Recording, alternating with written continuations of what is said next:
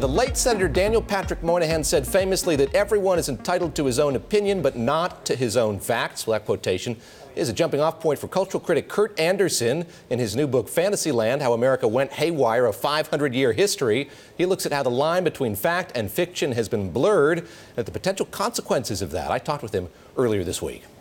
Fantasyland is the whole collection of predispositions toward believing the untrue passionately, that Americans have always been inclined to. It's part of our character, and in the last few decades have gone overboard and kind of over the top in being allowed to and encouraged to embrace the untrue.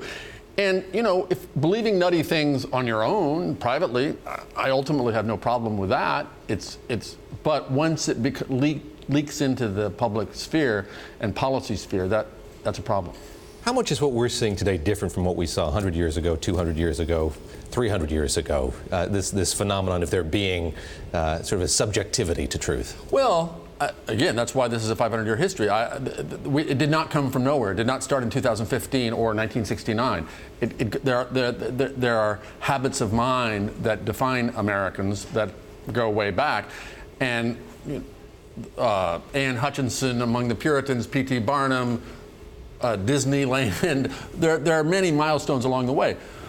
But, and of course I finished this before Donald Trump was elected president, but we have now, Exhibit A, final punchline to my theory in history, elected a man president who willy-nilly purveys and embraces untruths of various kinds, many of which are really dangerous for the President of the United States to be putting out. So, no, it's been here before, but little by little, it expressed itself in this kind of, in various disastrous ways, not just in the form of our current president, in the form of believing that 9/11 was an inside job, in the form of millions of American parents not vaccinating their children because they insist, despite the science, that vaccines cause autism and other diseases.